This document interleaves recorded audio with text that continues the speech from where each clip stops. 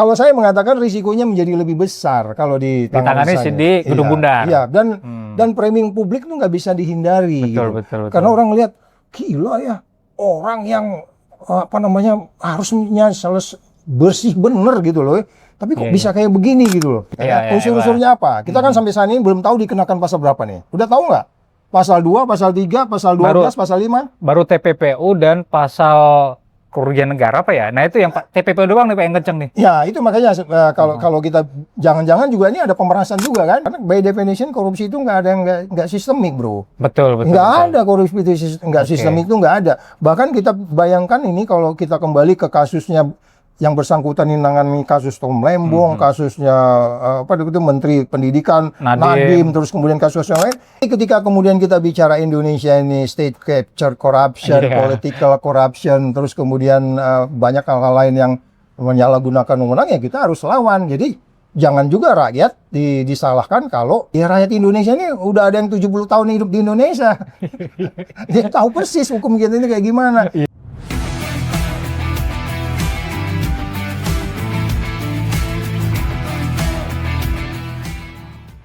Kawan-kawan Bengkel Video, jadi situasi memanas penegakan hukum kita ini mengerucut ke pemberantasan korupsi yang ternyata, mohon maaf nih ya kalau bahasa saya ini agak kasar, jadi udah pemberantasan korupsi yang hancur banget nih. Nah, kira-kira ini udah banyak yang statement soal itu. Kenapa kok hancur banget?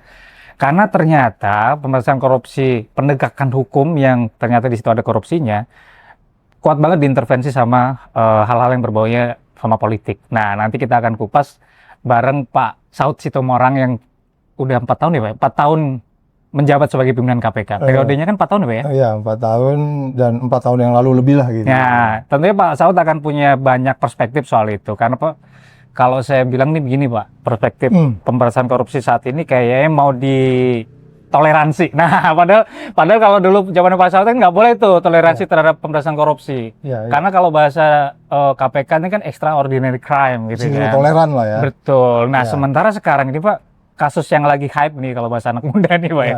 Yang lagi booming ini kan kasus Pak mantan Jampitsus. Nah, sementara kita dipertontonkan itu pertunjukan atau drama penegakan hukum yang mencela-mencela kalau bahasa saya nih Pak. Pertama ditanganin polisian, tiba-tiba dibawa ke kejaksaan. Terus kemudian dari kejaksaan dia bikin tim 9. Tim 9 di situ ternyata bekas orang KPK banyak. Jadi KPK cuma dibuat semacam kayak keyword aja nih Pak. Oh, jadi apa? Melaundry kasus. Melaundry kasus. Supaya kelihatan lebih ini ya. Ya, dugaannya. Betul. Pertama Pak Saud, saya minta tanggapan Pak Saud nih ya. Melihat kasus penegakan hukum yang saat ini, pemberantasan korupsi lebih tepatnya ini kayak gimana nih Pak? Ini kan sebenarnya udah kita duga kan, ketika Undang-Undang KPK itu diganti tahun 2019 itu, ini udah kita duga banget lah bakal gini lah pokoknya. Bakal gini ya? Ya, bakal carut marut lah. Ya, artinya akhirnya kita paham orang-orang yang punya passion untuk pemberantasan korupsi keluar dari KPK, baik itu dikeluarkan maupun keluar dan seterusnya. Jadi apa yang kita lihat sekarang itu adalah perkiraan kita di dalam 21 poin pelemahan KPK yang akan berimplikasi pada negeri kita waktu itu. Ya, jadi artinya pemberantasan korupsi itu tidak transparan, akuntabelnya dipertanyakan, syarat konflik of interest, kemudian bagaimana itu dilaksanakan tidak dengan fairness-nya atau kejujurannya dan seterusnya. Ini kan 4 hal ini kan tercermin di case ini kan. Itu terlihat ya, artinya bagaimana kemudian mereka bisa secara umum melampaui batas-batas pemikiran KUHAP untuk kemudian dibawa ke arah pikiran-pikirannya kelompok gitu. Kan pikiran kelompok nyerahin kan. Nyerahin tanpa jelas. Pak Mahfud marah kan gitu ya kan. Jadi maksud saya, apakah ini kemudian menjadi sinyal bagus bagi pemberantasan korupsi? Tentu enggak. Enggak sama sekali. Dan itu sudah kita tebak. Terus kemudian bagaimana isu yang disebut sebagai jeruk makan jeruk itu kan isu yang sebenarnya kenapa Undang-Undang KPK dibuat. Undang-Undang KPK dibuat itu kan karena 2 instansi ini dipertanyakan. Sehingga kemudian bagaimana akhirnya ada fungsi koordinasi, supervisi, monitoring baik pencegahan dan penindakannya, trigger mechanism itu. Trigger mechanism itu menjadi confused juga ketika kemudian KPK-nya itu udah nggak seindependen dulu.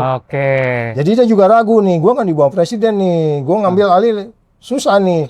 Loh kok susah gimana, orang dulu presiden bilang kejar sampai Antartika kok Iya, lu nggak iya, bisa iya. jabarin Iya, gitu. iya. Jadi sebenarnya kalau bahasanya Undang-Undang 2019 pasal 10 ayat A itu sebenarnya ini udah memenuhi kriteria untuk KPK ngambil alih. Ambil proaktif. alih ya, Pak Iya, ya? iya. Oke. Kan dia punya proaktif karena kemudian di pasal 11 itu kan apalagi ini menyangkut penegak hukum. Oke, kalau Jadi, ya. kalau bahasa KPK sekarang dia mau supervisi nih. Belum ada tanda-tanda ambil alih. Artinya berarti kalau lihat sikap KPK sekarang gimana tuh, Pak? Kalau Ya menurut Bapak? masih terlalu normatif. Terlalu normatif. Dia harus kirim strong signal. Kita kasih kalau gua nih, Iya, iya, kalau iya. gua umpamanya ya. Kalau Gua Mas kasih- dari pimpinan KPK Iya. lagi, iya, iya. Walaupun lisan atau tidak terserah lah ya, buat di media atau tidak gitu. Gua kasih waktu 2 minggu ini kalau mempunyai kamu masalah saya ambil alih gitu. Itu akan lebih bagus. Oke. Presiden marah nggak? Enggak, presidennya jelas kok, kejar, kemana aja kejar. Oke. Jadi walaupun dia di bawah presiden bukan berarti kemudian dia ragu untuk ambil keputusan itu. Kita menghargai kehati-hatian itu pasti. Oke, iya. Tapi kehati-hatian itu bukan berarti kemudian Anda memperbesar risiko atau menimbulkan kecurigaan. Ini kan soal kepercayaan sekarang. Betul, betul. Ya kan, bagaimana Anda bisa menanamkan kepercayaan sehingga kita bisa memastikan oke, upaya yang dilakukan Korps Tipikor Tipikor ini bisa kemudian di follow up secara baik karena dari awal juga kita mempertanyakan adanya proses-proses yang memungkinkan kita memang harus memplototin kasus ini gitu loh. Kira-kira gitu, Mas Tio. Jadi kalau misalnya kita ngomong pengawasan publik, oke, pengawasan publik mungkin sekarang semua mata nih Pak ya tertuju ke kasus ini. Ya. Tapi ternyata harapan publik jauh dari ekspektasi nih Pak. Kalau kita nih, jadi ya. kalau misalnya kita ngomong soal penegakan hukum yang fair tadi itu, terus kemudian independen, ini sepertinya belum tercermin dari penegakan hukum yang sekarang dilakukan polisian maupun kejaksaan. Sepertinya. Iya. Nah, arahnya sepertinya kejaksaan juga mau dalam tanda kutip tadi itu mempraktekkan jeruk makan jeruknya gitu. Nah, itu kan jauh dari harapan publik yang harusnya independen. Nah, penegakan hukum yang independen ini apa bahayanya, Pak? Iya, kan kita udah melihat ya mulai dari case ini muncul di media, terus kemudian per hari ini Jumat tanggal berapa nih? Tanggal berapa nih? Sekarang tanggal 16. Tanggal 16 per hari 16 Juli 2000. Oh, 17, sekarang 17. Tanggal 17 ini Jumat ini kan mulai dari case itu tanggal berapa? Udah berapa? Ada seminggu nggak? Seminggu lebih. Udah seminggu lebih kan kemajuannya itu kan up and down tuh. Ya. Kayak roller coaster tuh. Iya kan? Hari ini katanya mereka sudah menyerahkan barang bukti dan kemudian tersangka. Tetapi kemudian pemeran utama yang tadinya disebut, asumsi saya peran utama ya, apakah dia itu intellectual leader atau kemudian mediplekernya atau pembantu atau bagaimana kan, yang penting nama pertama disebut itu kan belum diapain gitu. Oke. Tetapi yang namanya DR itu sudah dari awal sudah ditahan kan. Jadi ini kan juga menimbulkan kecurigaan. Siapa pemain utama, siapa yang membantu, siapa yang kemudian mendapat apa, ya kan? Siapa yang memperoleh kenikmatan di dalam proses ini. Itu kan belum terlihat. Sehingga kita menimbulkan kecurigaan. Jadi pertanyaannya adalah bagaimana sebenarnya proses-proses ini bisa dijalankan dengan baik, proses ini dijalankan transparan, akuntabel, yang saya bilang tadi bebas dari konflik kepentingan itu, per hari ini masih kita mencurigakan. Masih mencurigai artinya masih meragukan. Iya. Artinya risikonya itu masih terlalu besar untuk kita mengatakan proses ini akan dilakukan sedalam mungkin dan seluas mungkin. Ya kan, dalam itu kan saya menyebutnya per hari ini itu kan masih sebenarnya ya masih 3 senti lah. Ya kan masih beberapa orang ya kan. Iya. Nggak mungkin juga bro, 2 triliun emas segitu banyak. Ratusan miliar emasnya 74 kasusnya juga. kilogram. Nah makanya kita paham ada splitching ya, ada tiga splitting ya. Menarik. 3 splitting ini mungkin kita nggak tahu strateginya. Ada 2 ibu yang saya kenal di sana, kamu juga nggak usah nyebut nama ya. Kita berharap mereka punya pengalaman ya kan.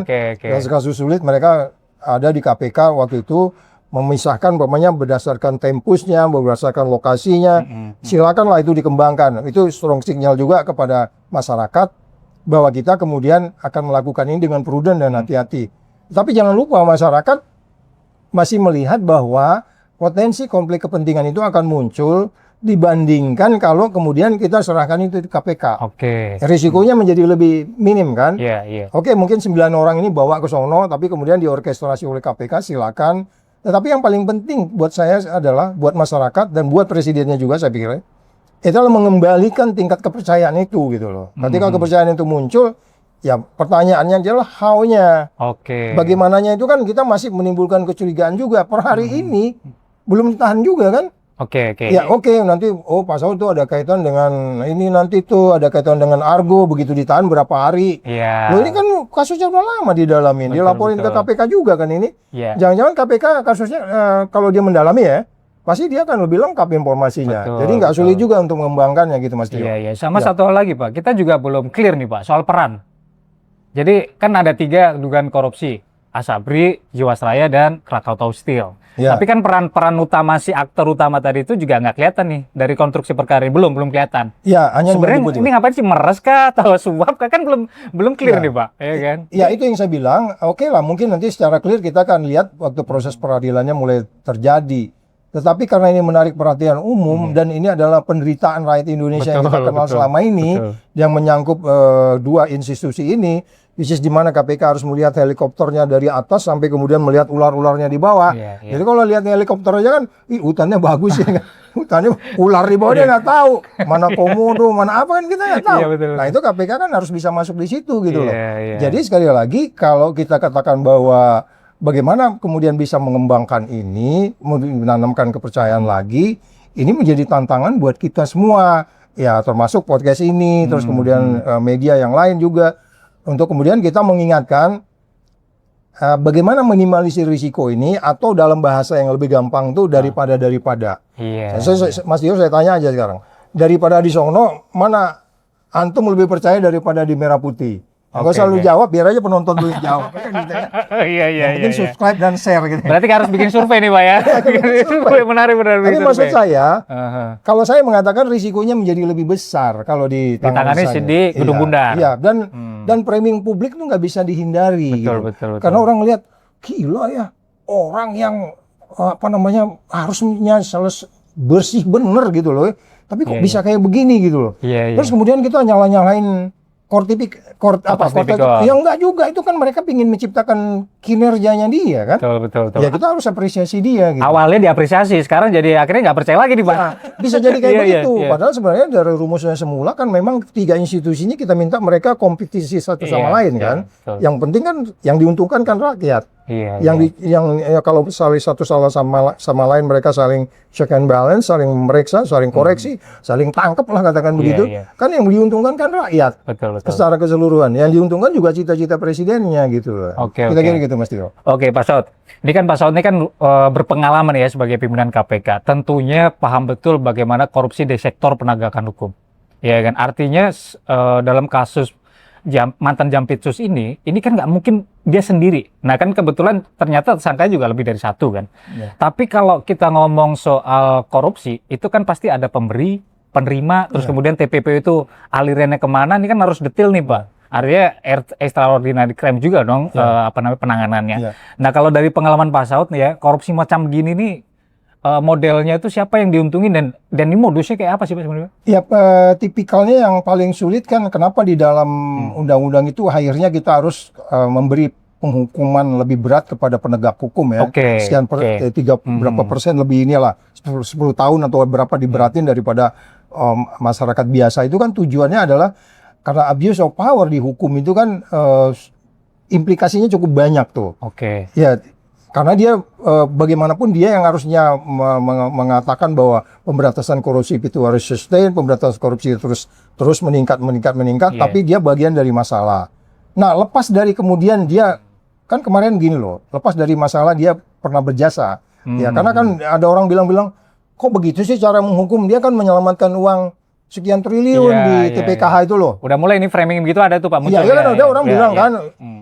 Terus kamu kalau jadi petugas pemungut pajak, terus kamu bisa membelanjain uang sesukamu. Nggak boleh dong. Nggak bisa. Kalau nggak lu keluar dari situ, gua di situ aja gua ganti lo kan gitu kan. Nggak begitu gitu. Itu bukan di situ lihatnya. Itu kamu digaji oleh negara untuk membersihkan negeri ini. Bukan berarti kemudian jasa kamu nanti hakim akan melihat karena dia menyesal, dia pernah berjasa, itu biar hakim aja mutusin. Jadi hal yang meringankan biasanya. Iya, tapi bukan berarti Anda bisa sesuka Anda gitu loh. Anda harus bisa menjelaskan ke publik bahwa Anda betul-betul melaksanakan tugas sesuai yang Anda fungsikan. Anda punya KPI, Presiden ngasih target ke Anda, kemudian target Anda terpenuhi, bukan berarti Anda bisa sesuka Anda gitu.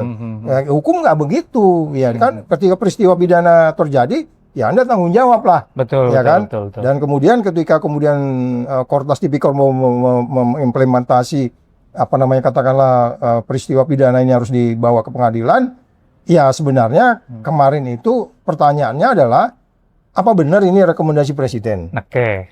Ya kan?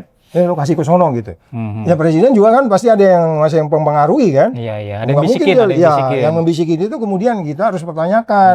Jangan bikin jadi penyesatan kayak begini gitu. Ya supaya jadi lurus ke jalan yang lebih baik, kita sekarang luruskan kasih ke KPK aja kan Iya, gitu. Itu akan iya, lebih iya. baik gitu loh, gitu Mas. Dan secara landasan hukum atau ibaratnya pijakannya KPK lebih kuat dong Pak ya untuk mengambil alih. Ya ada undang-undangnya memang. Betul, Ada betul, undang-undang betul. di pasal 10A itu di situ dijelaskan bahwa kalau saya lihat kan sebenarnya pertanyaannya Komisi 300 ikut konferensi pers Iya, itu itu ngapain campur sih, Pak? tangan nggak tuh? Campur tangan. Kalau Bagi dari saya bahasa gua- campur tangan dong Pak. Bahasa gua campur tangan. Campur tangan. Oh enggak, kita kan nggak masuk di formil materialnya Pak Saud. Kita hanya bicara manajemen. Manajemen lu dari gedung pura-pura aja lu manage. Nggak usah harus ke sono-sono juga gitu kan. Iya, Kita nggak tahu juga di bawah itu bicara apa gitu. Jadi menimbulkan kecurigaan. Loh, kok saya dicurigain sih? Ya salah sendiri. Memang negara kita kayak begini, low trust society kan. Iya, Rakyat iya. kita tuh rendah. Jadi hati-hatilah melangkah Iya, supaya kepercayaan rakyat muncul lagi gitu. Iya, iya. Nah itu mau saya bilang kalau dihitung-hitung plus minusnya kita bikin punya SWOT-nya, teori SWOT-nya gitu Iya, ya, iya. strength, weakness, opportunity, threat-nya, udah jelas akan lebih ringan kalau itu diserahkan ke KPK. Coba lah dihitung-hitung Oke. lah. Oke, berarti Pak Saud nih ya apa berarti mendukung kalau ini diambil alih KPK Iya, ya. iya. Meskipun Oke. sebenarnya KPK juga kalau misalnya lihat komposisi pimpinan KPK juga ada. Nah, lu curiga lo kan? Iya curiga Ya, juga. gua nggak bisa nyalahin lu, Iya, karena iya. di sana itu kan ada Iya, jaksa satu, betul. ada jaksa satu, ada polisi satu, Iya. ya kan? Ini yang berantem nih. Iya, Yang berantem, kan? yang berantem. Tapi jangan lupa bro, ada 3 bro di sini. Iya. Kan 2 hakim nih. Hakim 21, BPK 1. Iya. Di voting masih menang nih bro. Oke, Ya, oke. Yang berantem kan cuma 2. Aku udah analisis sampai ke sana juga. Iya. Kita kebayang, kita kan dulu pernah kan bagaimana iya. mereka terframing kalau memutuskan Meskipun sesuatu. kolektif kolegial ya, Pak. Ya, Meskipun jadi kolektif. pasti bisa 3-3-2 nih kalau Oke, terjadi, oke, ya oke. kan gitu. Atau umpamanya 4-1 lah kemungkinan nih. 4-1, jaksa Ya. sendirian. Ya, ya. Iya, iya, iya. Loh, kok kamu curiga? Enggak, gue memang Ya ini itu komposisi kan hal yang wajar, Pak. enggak. Kita Iya ini kan? ada orang bilang, lu kalau mau survive, lu mesti parno, bro. Oke. Lu Kalau parno lu menurut- sukses lo, kalau nggak parno lu nggak sukses lo. Iya kan gitu. Bukan Iya, nuduh bener-bener. kok kita ini kok. Iya, iya, iya. Ya kan kita harus punya analisis, itu fakta gitu loh. Nah itu sebenarnya balik lagi Pak, definisi independen ya kan kalau bagi Pak Saud itu kan bisa dilihat dari situ. Kalau saya baca tadi itu ya, artinya Ya. dari komposisinya juga bisa kelihatan ini bakal independen atau enggak. Ya, Nah tapi kalau misalnya tadi berkaca ke lebih baik ditangani jaksa atau KPK, ya mungkin KPK karena Ya. dari dihitung dari timbangannya hitung-hitung lah, independennya SWOT-nya tadi, strength, weakness, lebih opportunity, baik di threat-nya ya. tangannya sama KPK.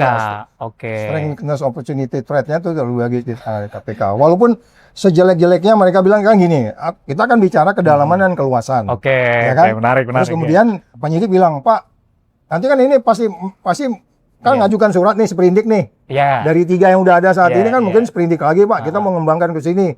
Yang 3 ini pasti kan ngelihat nih, wah ini kacau nih, nyasarnya ke sini nih, arahnya ke sini nih. Yang ini kan bisa voting gitu loh. Oke, Karena memang kan oke. yang kita inginkan ini mendalam bro. Betul, betul. Iya dong, sepakat, ini sepakat. dalam ini kasus ini. Dalam. Banyak masalahnya. Saya meyakini nih Pak ya, ini nggak cuma 2 tersangka ini yang harusnya dimintai pertanggungjawaban, harusnya lebih. Ya kan itu disebutnya ada player, made player, Betul, ya betul, pasal betul. 55-nya itu siapa yang berbuat, siapa yang mempengaruhi, siapa yang kemudian berperan di situ, siapa yang dominan, itu kan kelihatan semua. Betul, betul. Jadi betul. seperindiknya bukan 3, bisa jadi 20 juga seperindiknya ini kan gitu kan. Ya. Harus dikembangkan gitu. Kalau Nah, harapan saya bisa lebih 10. ya kalau di sana kan mungkin nanti anu loh, Oh, jangan dulu, kan, nanti ya dulu. kan? Itu nanti aja ya.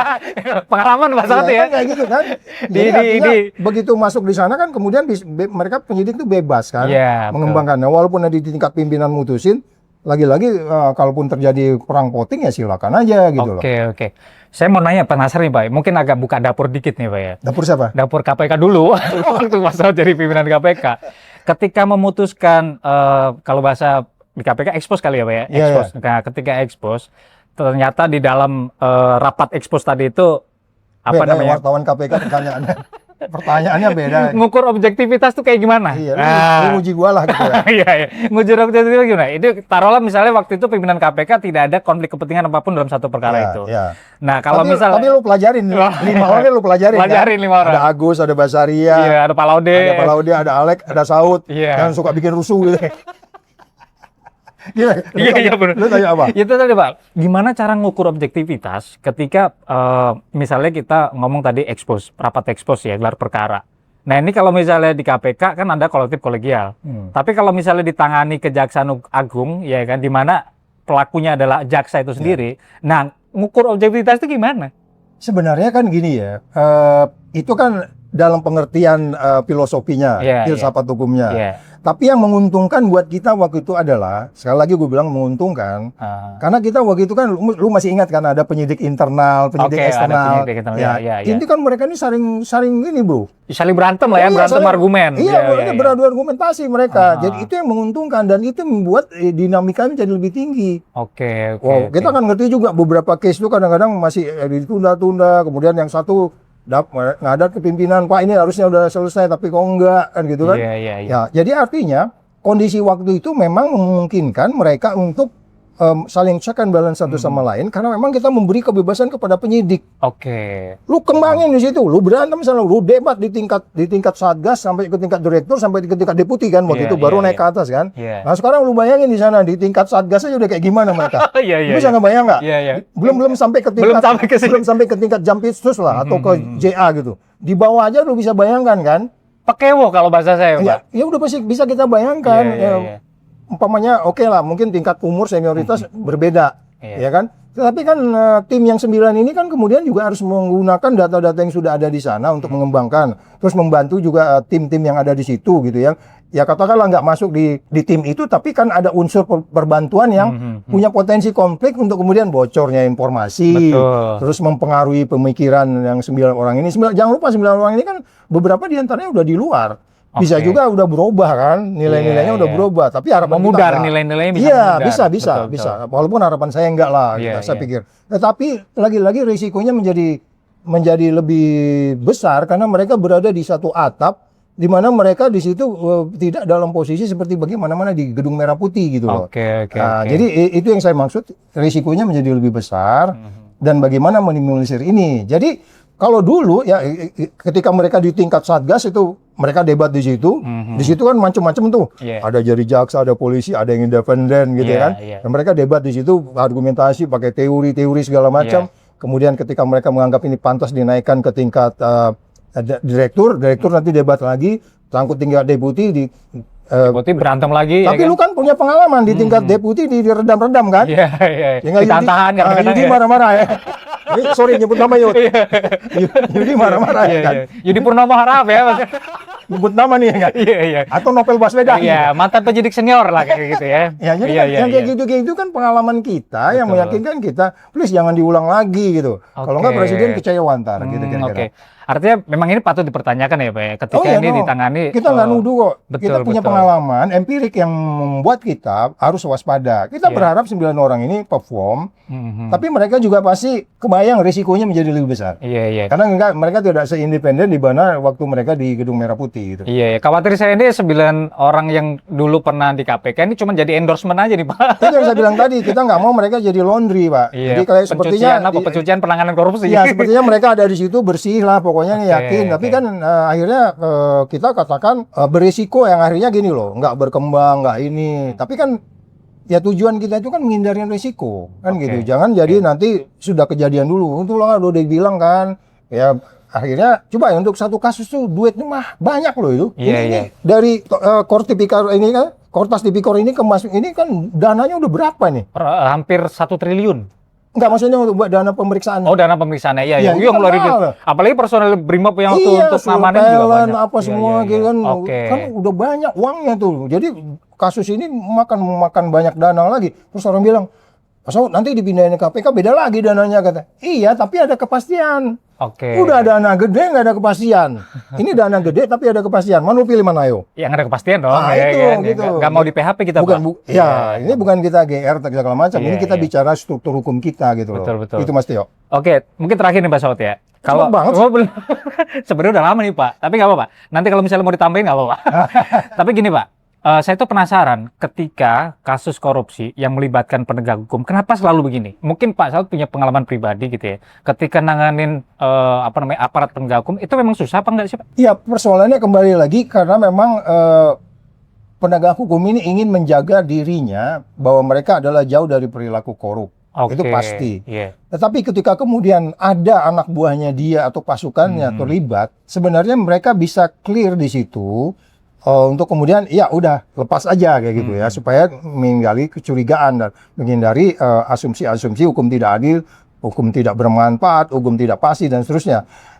Ketika kalau kita bicara konflik kepentingan itu kan yang paling utama sebenarnya. Betul. Cuman pertanyaan Mas Yo, Iya. apa sih konflik kepentingan? Nah, Pak, tolong jelasin dikit tuh Bang, konflik kepentingan itu sebenarnya ukurannya apa? Ukurannya diantaranya adalah ketika kita bicara unsur-unsurnya di dalam tindak pidana korupsi memenuhi umpamanya pasal 2. Iya. Pasal 2 atau pasal 3, itu bicara kerugian negara. Kalau pasal 3 Anda bicara penyalahgunaan wewenang ya, dan seterusnya. Kalau pasal 2 itu berarti ada yang melanggar hukum dan seterusnya. Nah, ketika unsur-unsur sudah dipenuhi dan penyidik tahu, kemudian dicari-cari, oh iya, ini harus ada kerugian negara dulu. Ya kan? Nah, terus kemudian karena dia terkait dengan instansi auditor, kemudian ini auditnya jadi lama gitu. Jadi konflik kepentingan itu disebutnya adalah Anda tidak masuk kepada unsur-unsur yang diberatkan di pasal itu gitu. Kalau itu udah dipenuhin, udah jalan aja. Tapi harusnya jalan aja. Sama, kita kembali ke kasus EPA ini. Unsur-unsurnya apa? Kita kan sampai saat ini belum tahu dikenakan pasal berapa nih. Udah tahu nggak? Pasal 2, pasal 3, pasal 12, pasal 5? Baru TPPU dan pasal kerugian negara apa ya? Nah itu yang TPPU doang nih Pak yang kenceng nih. Ya itu makanya kalau kita jangan-jangan juga ini ada pemerasan juga kan? Iya. Kalau makanya itu kan modus paling umum kan? Yang saya tadi tanyakan itu kita belum nemu itu clear Pak. Ya itu yang saya bilang dia harus terbuka dengan cepat. Itu yang saya bilang tadi, kasus ini harus dengan cepat, dengan dalam dan luas. Jangan juga cepat tapi cuman dia sendiri kedalamannya, karena by definition korupsi itu nggak ada yang nggak sistemik bro. Betul. Ada korupsi itu nggak sistemik, itu nggak ada. Bahkan kita bayangkan ini kalau kita kembali ke kasusnya yang bersangkutan ini nangani kasus Tom Lembong, kasusnya itu Menteri Pendidikan Nadiem, terus kemudian kasus yang lain, ini kan menjadi aneh nih kalau dikaitkan pasal 23. Kalau pasal 23 itu kan kita sangat hati-hati. Kalau nggak ada kickback kita nggak berani juga kan. Tapi niat jahat ada Pak Sol. Niat jahat itu bisa terlihat kok dari urutan itu. Dari kronologis itu memang ada niat jahat menguntungkan orang lain atau menguntungkan diri sendiri dan seterusnya. Nah itu sebabnya ini kompleksitasnya sangat banyak. Yang menurut saya harus dijelaskan ke publik. Bagi publik itu dia nggak pusing itu pasal 2, pasal 3. Pokoknya gue pingin orang itu diadili. Ya nggak semua mikir kayak kita juga kan. Ya bicara mensrean, niat jahat. Publik yang jelas lihat noisy, kok rakyat dibiarin noisy? Ya noisy karena lu juga jadi berisik. Kalau lu cepet kan rakyat nggak berisik gitu. Betul. Emang orang di luaran sana itu lebih jahat dari kita atau mereka lebih brengsek dari kita? Enggak. Masyarakat itu ketika bicara keadilan, karena dia nggak punya konflik kepentingan, dia lebih tulus ngelihatnya. Kalau kita mungkin punya kepentingan. Teman gua nih, Saud nih jangan-jangan bela-belain KPK karena alumni KPK nih kan gitu kan. Ya gua harus di-challenge juga kan. Iya kan? Nggak bisa, udah tetap aja di sono, di kejaksaan. Makanya saya bilang, kita hitung-hitungan strength, weakness, opportunity, threat-nya. Itu kan manajemen itu. Dasar-dasarnya sebegitu. Bagaimana strength-nya kalau diserahkan kemana? Mana weakness-nya kalau diserahkan KPK? Bagaimana opportunity-nya kalau diserahkan KPK? Bagaimana ancamannya kalau diserahkan KPK? Coba kita lihat strength, weakness, opportunity, threat-nya. Itu pasti lebih positif kalau di KPK gitu Mas Dio. Betul. Ya saya sepakat nih Pak Saud ya. Artinya memang sekarang yang lebih dominan itu kan kekhawatiran publik ini bakal masuk angin. Sebenarnya lebih ke situ sih Pak publik itu kan. Yang ditakutkan. Nah, sekarang kalau misalnya kita ngomong soal tekanan massa nih Pak, sejauh mana sih Pak tekanan massa itu bisa mempengaruhi satu perkara? Pengenangan satu perkara itu sejauh mana dia bisa dipengaruhi oleh tekanan massa? Udah pastilah massa itu akan kita lawan kalau dia masuk ke formil dan materialnya. Tapi ketika kemudian kita bicara Indonesia ini state capture corruption, political corruption, terus kemudian banyak hal-hal lain yang menyalahgunakan wewenang, ya kita harus lawan. Jadi jangan juga rakyat disalahkan kalau ya rakyat Indonesia ini udah ada yang 70 tahun hidup di Indonesia. Dia tahu persis hukum kita ini kayak gimana. Ya katakanlah yang umur 20 tiap hari lihat TikTok aja juga udah tahu. Ini kok gini ya cara ngadilin gitu. Jadi maksudnya adalah bagaimana sebenarnya kita harus mengawasi ini, menjaga ini untuk kemudian pemberantasan korupsi menjadi naik. Jangan lupa nanti bulan 1 berapa bulan lagi kita akan keluar indeks persepsi korupsi. Anda mau angka 34 itu sekelas Nepal? Ya nggak mau kan? Kita pingin naik turun kan? lagi. Kemarin terakhir 31 Pak. 31 kan? Belum, 34. 34 sekelas, aku yang bilang sekelas Nepal itu. Iya. Masih 34. Jadi kalau kita nggak beres nih, tahun depan pasti kita turun nih. kita di bawah Nepal, diketawain lo sama Gen Z lo. Iya. Di bawah Nepal lo, ya kan? Jadi maksud saya, hati-hati dengan itu gitu loh. Yakinkan kepada rakyat, yakinkan kepada dunia internasional bahwa kita perfect di dalam mengatasi perilaku korup, kira-kira gitu, Pak Teo. Nah, ini kaitan sama dunia internasional tuh, Pak. Kalau misalnya ngelihat penegakan hukum pemberantasan korupsi model begini, ini kayak gimana nanti respon dunia internasional? Kan mau Diketahui sama Hong Kong lah ya, Pak, ya? Atau Singapura? Iya. Hong Kong, Singapura, kan di Hong Kong itu ada PRC ya, Political Economic Risk Consultancy, itu kan menilai kita sangat rendah. Terlebih penyelenggara negara kita. Presiden strong signalnya udah kencang tiap hari ngomong, tapi kan nggak dijabarkan di bawah, kan dia harusnya ganti tuh. Siapa-siapa yang gua terkait langsung dengan pemberantasan korupsi nggak jalan-jalan juga, gua ganti lo, gua gusur lo, kan begitu kan? Nah itu kan kita harus ada strong signal. Dunia internasional lihat, oh iya presidennya rupanya ngomong doang, karena itu kan gitu kan? Karena dia ngomong nggak didalami, tapi kemudian nggak ditindaklanjuti. Jadi lagi dunia internasional, Persi juga menilai begitu. World Justice Project kan ngasih kita cuma di bawah 50 juga kan. Ya cara hakim, cara jaksa, ya kan memutuskan perkara ini, pemberantasan korupsi, belum lagi sistem kita, struktur kita, undang-undang kita, perampasan aset masih diketawain, ya kan. Nah ini banyak kompleksitasnya.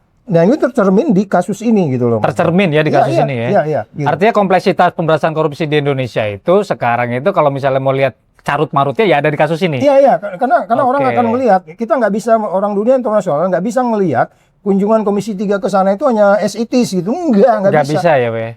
Coba tanya di dunia lain nggak ada ya, di dunia lain lagi. Di dunia internasional nggak ada begitu ya. Itu menimbulkan kecurigaan gitu loh. Ngapain juga lu ngurus-ngurusin itu? Lu hanya manajemen aja, kasih duit yang benar, panggil dia, kasih target.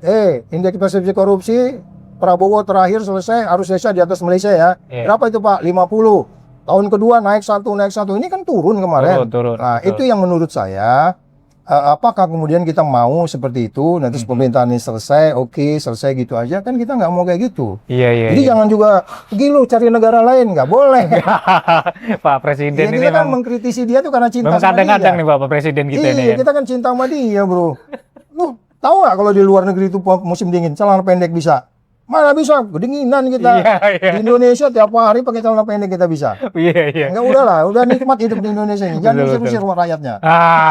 Menarik. Berarti Pak Saud pengen ngembalikin pemberantasan korupsi ini sebenarnya ya patokannya adalah Pak Presiden. Iya nggak sih? Iya, memang di mana dunia itu begitu. Ya Presiden kan? Itu lu cari sejarah dunia, itu sangat ditentukan sekali. Karena dia bisa mengganti siapa aja, bisa memberhentikan siapa, bikin tobat siapapun gitu. Karena memang dia di top play. Ya abis Tuhan yang memimpin itu dia gitu loh kan, bahasa sederhananya kayak gitu kan. Betul. Kita cuma doa aja bisanya gitu. Kalau dia nggak bisa mutusin gitu. Makanya kemarin kan pertanyaannya, kalau memang betul dia merekomendasikan kasih kepada kejaksaan, bisa jadi rekomendasinya salah. Rekomendasinya salah ya? Iya, harus dipanggil lah para ahli ya, duduk ya. Ini gimana ya? Boleh ini daripada jeruk makan jeruk atau daripada berantem, ini solusinya gimana? Dia lupa ada solusi satu yang kelihatan lebih aman yang di KPK tadi itu. Dan itu by law, by definition, by apapun itu lebih logik gitu.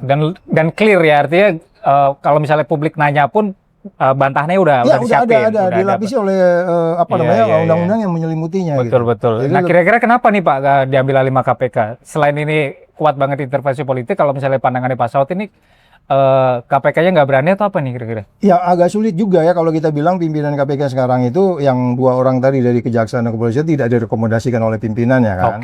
Itu pasti itu sedikit banyak berpengaruh lah. Jadi ada Ibu Pakewu dan seterusnya. Tapi harapan saya mereka di sana firm untuk memastikan bahwa saya melaksanakan undang-undang. Saya direkomendasi di sana untuk kemudian saya di sana bukan berarti kemudian dia menjadi ragu atau kemudian dia tidak confident untuk melaksanakan undang-undang yang dia disumpah untuk itu gitu ya. Ini yang menurut saya ada beberapa garis tentang berubahnya nilai-nilai pemberantasan korupsi di KPK. Pasca undang-undang baru ya. Gitu. Kira-kira itu. Pasca Pak itu menyerang lah ya Pak ya. Ya. Pasal habis diganti lah. Iya, habis diganti lah ya.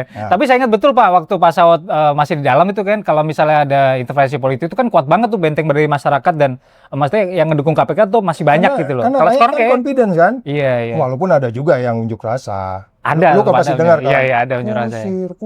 Usir si Saud.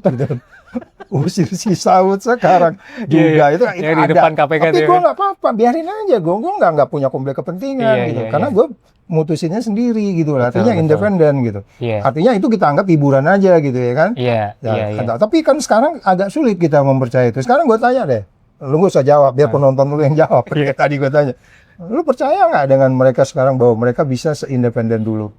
Oke, penonton silakan jawab. Kalau saya jawab sih, Pak, saya sih nggak yakin ya, Pak ya.